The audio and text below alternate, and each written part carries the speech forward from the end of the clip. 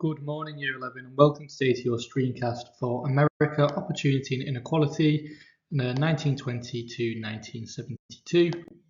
And today we're going to look at Learning Objective 32 from your Knowledge Organiser, which reads, How successful was the Civil Rights Movement in desegregating education?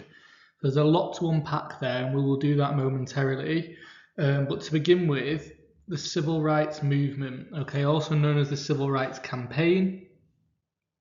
It's really important that we know that the Civil Rights Campaign or the Civil Rights Movement only relates to ending segregation for black and white people. So ending segregation for African Americans. It does not link to equal rights for women. So if you get a question on the Civil Rights Movement, that will be really clearly about African Americans and not women. The women's movement is called feminism. Both want civil rights, both want equal rights, but one is called the feminist movement and one is called the civil rights movement, civil rights campaign. So we're going to be looking at African Americans now. So just to kind of a recap, and this is from your other screencasts on African Americans as well throughout the 20s and the 40s and even before that. So we're going to start with how African Americans became part of America. And Africans were brought to America and treated as slaves in the 1600s. When slavery ended, Jim Crow laws were introduced, basically laws that kept African Americans separate. It was claimed African Americans were separate but equal, but they weren't. As we can see here, this is a coloured water fountain, a water fountain for black people, for African Americans, and we can see it's quite run down, isn't it, and quite poor. So they were separate and they were unequal. White Americans said they were separate but equal, but we know that they weren't. For more detail on how they were treated in the 1920s, obviously watch that 1920 screencast. We then have the Second World War, where African Americans became pilots for the first time. They became captains of African American squads for the first time, and African American nurses served helping African American soldiers. Again, if we're looking and you want to know more about the 1940s and how that impacted African Americans, I would advise you watching the screencast on that as well. But where we kind of start this idea of the civil rights movement and the movement towards equality for black people in America is after the Second World War. So it begins in the 1950s, and it begins because these African Americans have brought liberty, peace to Europe, but they've come home and they've not got freedom, they've not got liberty in the United States. As an example, they've still got segregation, so they're separate and unequal. So as a result of that, the civil rights movement begins. Let's end segregation, let's end racism, let's come together, and that's what the civil rights movement was about, equal rights for African Americans. And it begins in the 1950s, and it first begins in education with this young woman who's called Linda Brown.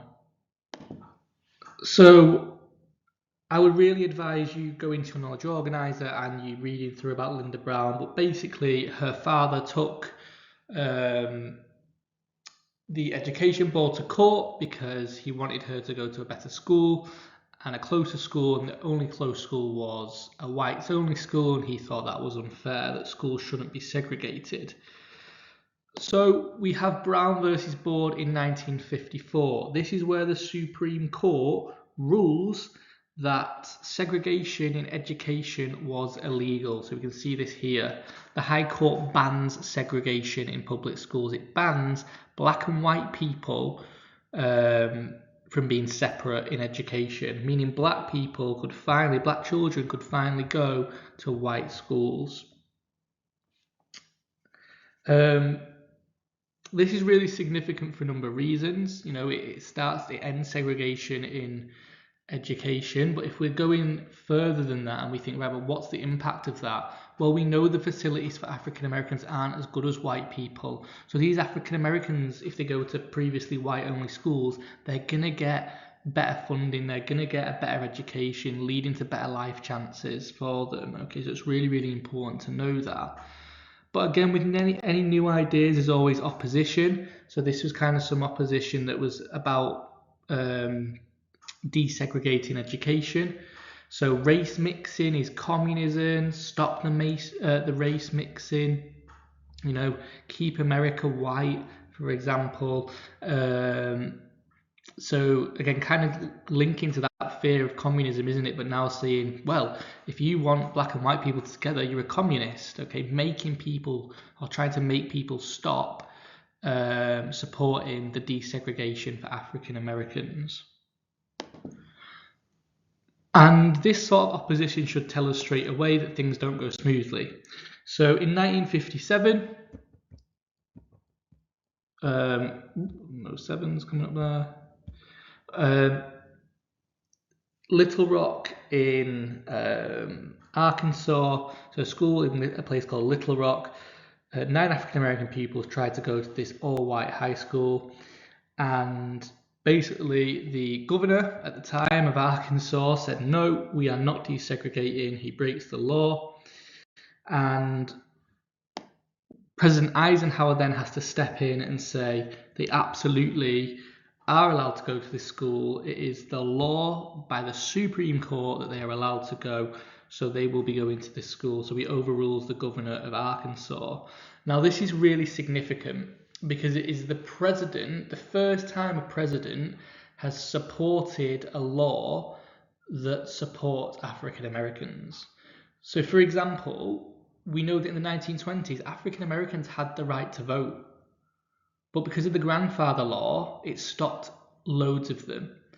And it would have been really easy here for President Eisenhower to say, yeah, the Supreme Court has said that education should be desegregated, but if Arkansas don't want to, they don't have to. And he could have gone against the Supreme Court, but he didn't. And that is a significant moment politically because it shows that the law, even if it's a law that supports African Americans, will be supported. And that's a really big moment in politics. It's a really big moment for African Americans because they realise, if we get more changes, we will be protected by law. The presidents will protect us now. So it's huge. And I think it's especially important for Eisenhower because he's a Republican. So he's on the side of Herbert Hoover. He's got those southern states that are in favour of segregation, of keeping blacks and whites separate. But he goes against that and he says, no, the law is the law. This is what the Supreme Court said. This is where kind of we're going with this.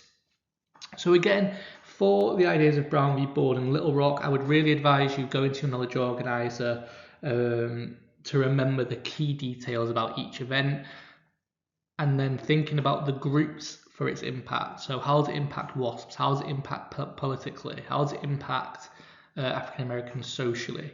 And go from there with any sorts of questions on that.